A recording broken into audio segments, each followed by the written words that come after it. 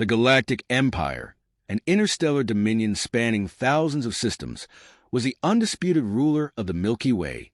For millennia, its rule went unchallenged, its legions crushing any resistance with ease. Planets that dared defy the Empire were reduced to ashes, their people enslaved or exterminated. The Empire's dominance was so complete that they believed themselves invincible. That was until they stumbled upon humanity, a relatively young species venturing out from a small blue planet called Earth. Humanity's entry into the galactic community was unremarkable.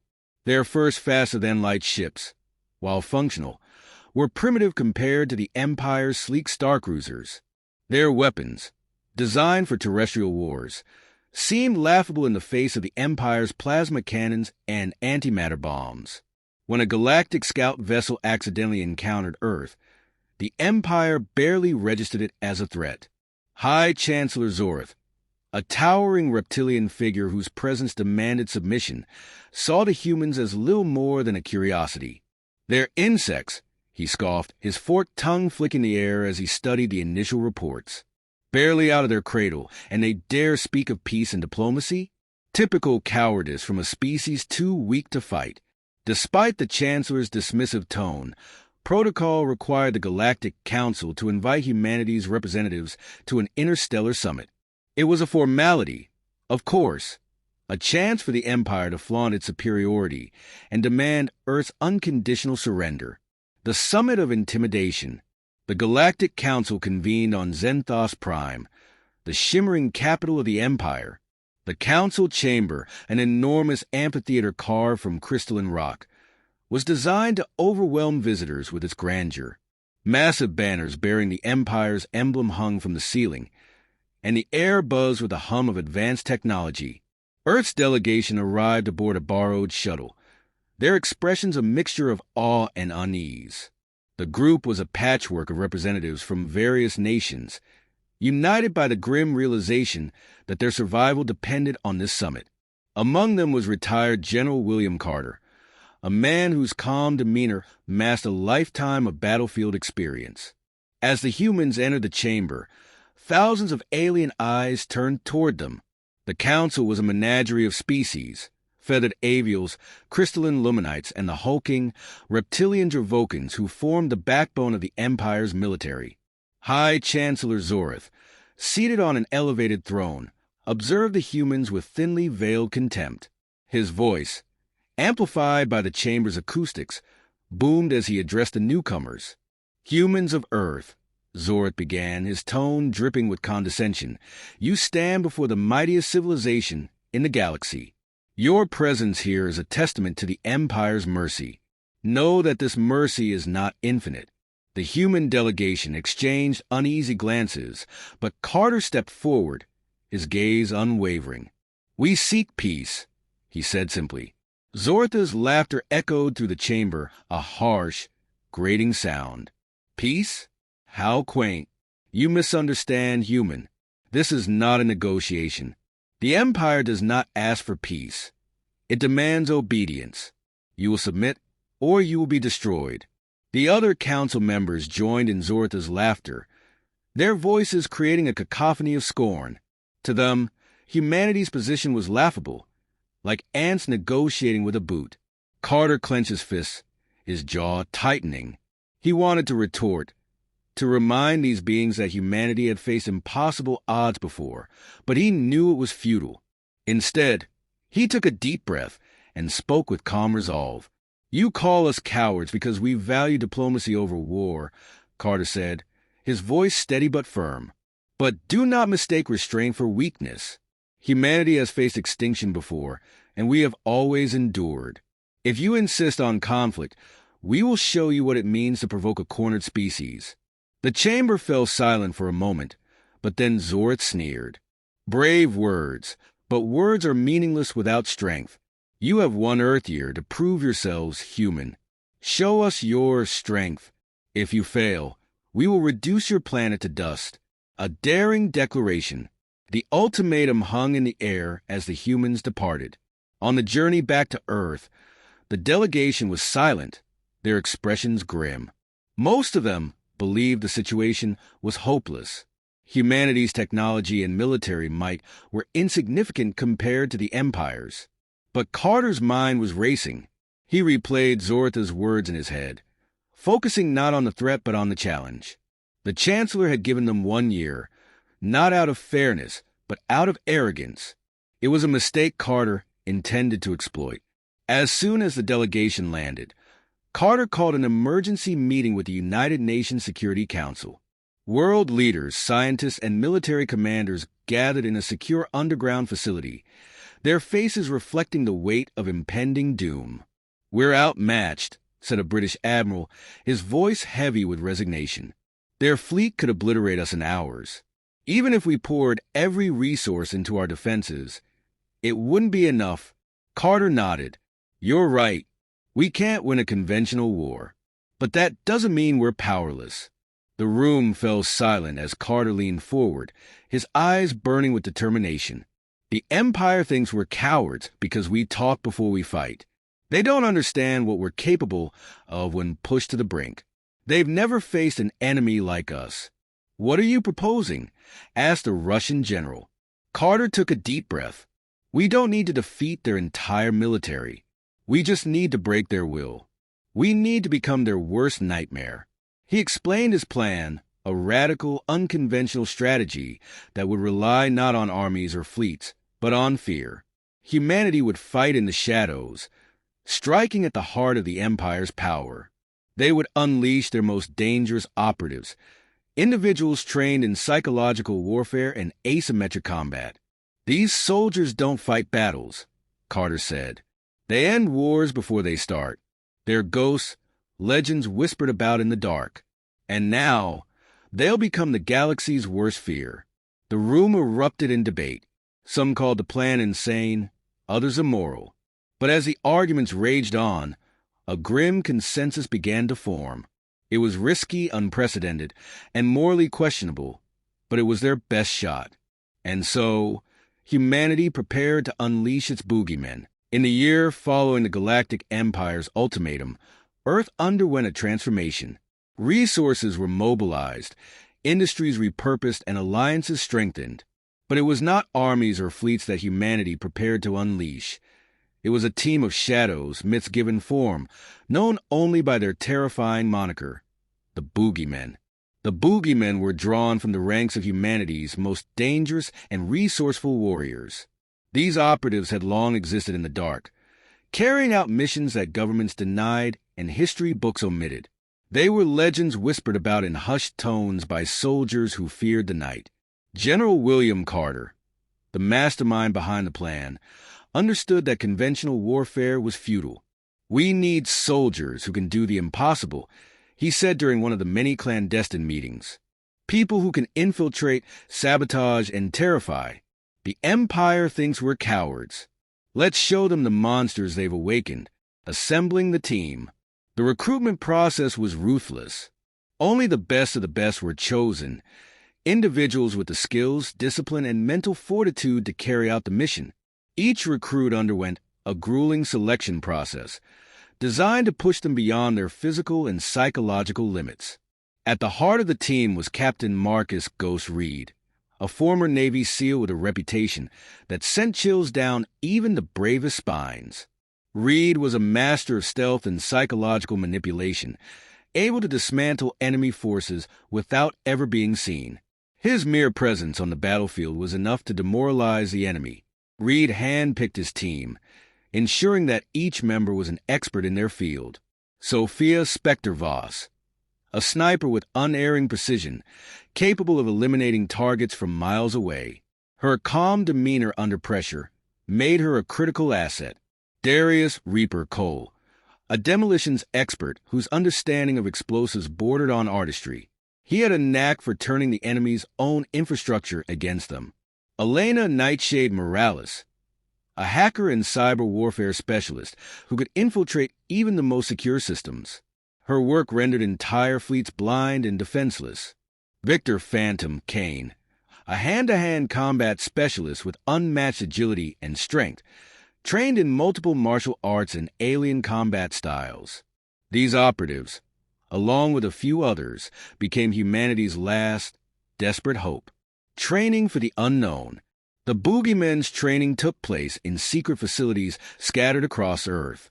They were prepared not only for battle, but for survival in alien environments. Simulated zero-gravity combat, atmospheric manipulation drills, and training in alien psychology became daily routines. Earth scientists worked tirelessly alongside the operatives, developing cutting-edge technology to give them an edge. Stealth suits made from adaptive nanomaterials rendered the boogeymen nearly invisible. Advanced exoskeletons enhanced their strength and endurance. Specialized weapons were designed to exploit the physiological weaknesses of alien species. But the most critical part of their training was psychological warfare. The boogeymen were taught to understand and manipulate fear. They studied the Empire's culture, identifying its vulnerabilities. For example, the Dravokans, the Empire's elite soldiers, were proud and hierarchical. They feared chaos and unpredictability, qualities the boogeymen would exploit to devastating effect. Intelligence gathering. While the boogeymen trained, Earth's intelligence operatives worked to uncover the Empire's secrets. They intercepted communications, analyzed patterns, and built a detailed map of the Empire's power structure. It became clear that the Empire's strength lay in its centralized control. A handful of individuals, strategists, scientists, and high-ranking officials held the system together. If these individuals were removed, the Empire would falter. The boogeymen's mission became clear. They would target these key figures, striking at the heart of the Empire's leadership. Their goal was not to destroy the Empire outright, but to destabilize it, forcing the galaxy to see that the Empire was not invincible. First deployment. The boogeymen's first mission was to infiltrate an Imperial outpost on the edge of the galaxy. This outpost, known as Relic Station, was a key communications hub, relaying orders from the capital to the frontier. Disabling it would create chaos in the Empire's outer territories, buying humanity time. Using a stolen alien shuttle, the boogeymen approached the station under the cover of darkness. The station's automated defenses detected nothing, thanks to Morales' hacking skills. Once inside, the team moved with precision and silence, disabling security systems and neutralizing guards without raising an alarm. The station's commander, a Dravokan named General Krelf, was renowned for his ruthlessness. When the boogeymen reached his quarters, they left him alive, but barely. They carved a message into the wall above his unconscious body. The shadows have come. By the time the Empire realized what had happened, the boogeymen were long gone. Relic Station was inoperable, its systems fried beyond repair. The attack sent shockwaves through the Empire. For the first time in centuries, someone had struck at them and escaped unscathed. Fear spreads. The attack on Relic Station was just the beginning. Over the next few months, the boogeymen launched a series of calculated strikes against the Empire. They sabotaged supply lines, assassinated key officials, and spread disinformation. What made the boogeymen truly terrifying was their ability to disappear without a trace. The Empire's soldiers were trained for open warfare, not for battling an invisible enemy. Morale plummeted as rumors spread about Earth's ghost warriors. "They're not human," one Dravokan soldier whispered during an interrogation. "They're demons. Shadows that strike without warning." The boogeymen fed these rumors, deliberately leaving cryptic messages and symbols at their targets.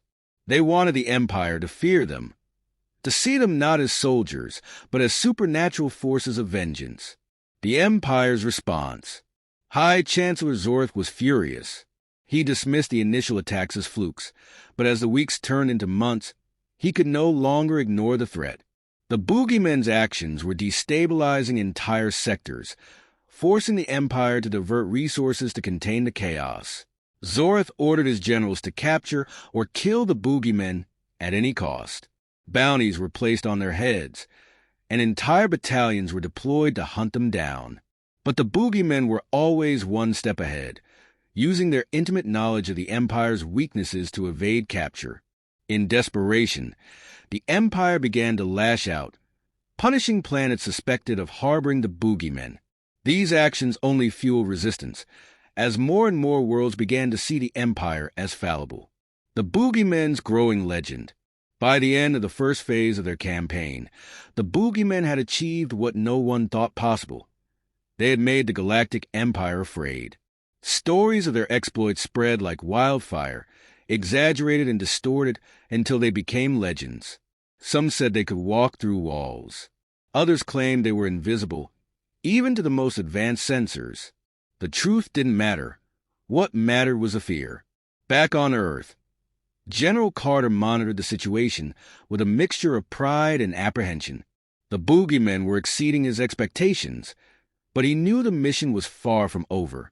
The Empire was still a juggernaut, and the boogeymen's work was just beginning.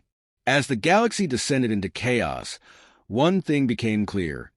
Humanity had found its weapon, and the Galactic Empire was learning, too late, that the so-called cowards of Earth were anything but weak.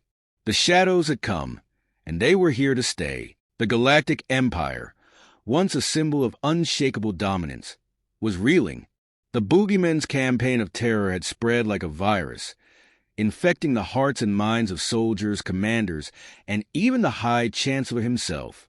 Planets under Imperial control began questioning the Empire's ability to protect them, while whispers of rebellion grew louder in the dark corners of the galaxy.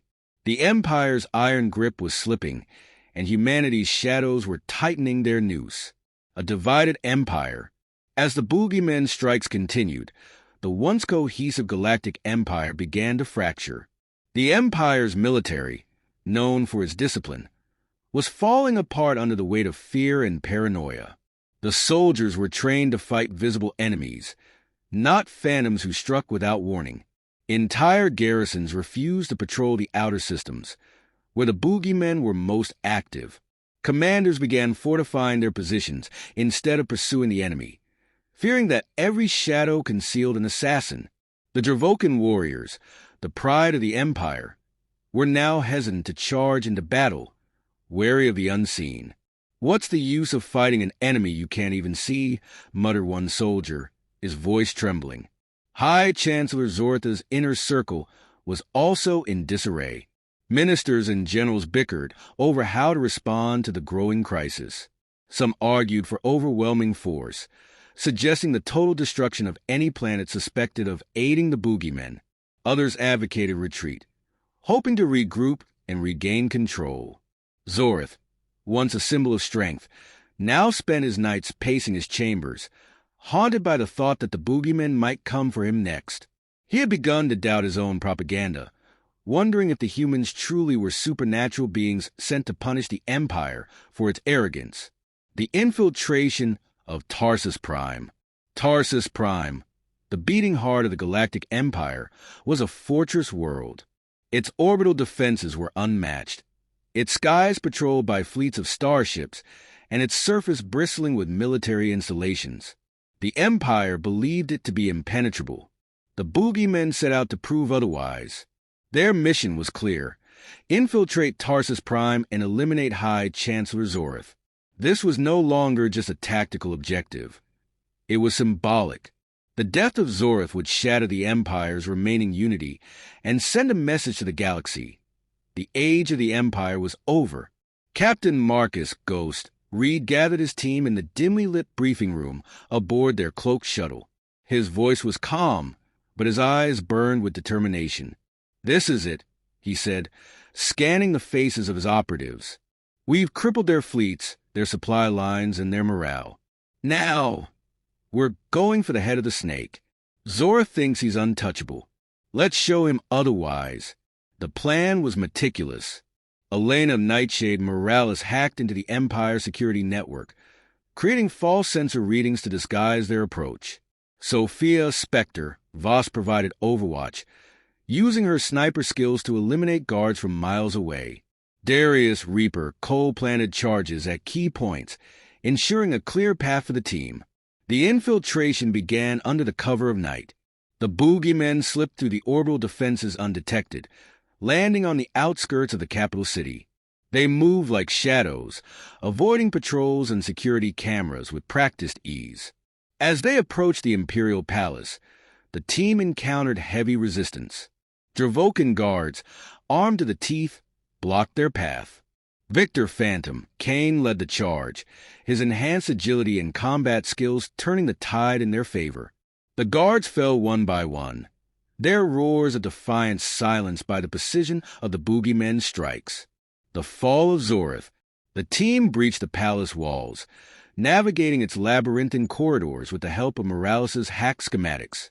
As they drew closer to Zortha's chambers, the tension grew palpable. The boogeymen were no strangers to danger, but they knew the stakes of this mission. Finally, they reached the throne room. The massive doors swung open with a deafening creak, revealing Zorth seated on his gilded throne. He was flanked by his elite guards, towering Dravokans clad in ceremonial armor. "So, the insects have come to bite," Zorth sneered, his voice cold and mocking. "Do you think you've won, humans? Your little games mean nothing. The Empire will endure." Reed stepped forward, his rifle trained on the Chancellor. "The Empire's already lost," he said, his voice steady. "It just doesn't know it yet." Zorth roared, signaling his guards to attack. The throne room erupted into chaos as the boogeymen clashed with the Dravokans. Spectre sniper rounds pierced through the guards' armor, while Reaper's charges turned the palace's opulence into a war zone. Phantom's fists met the Dravokans' claws in a brutal dance of survival. In the end, the boogeymen prevailed. The throne room fell silent, save for Zortha's labored breathing. He looked up to see Reed standing over him, weapon in hand. "You thought we were cowards," Reed said, his voice filled with quiet fury. "You thought you could break us.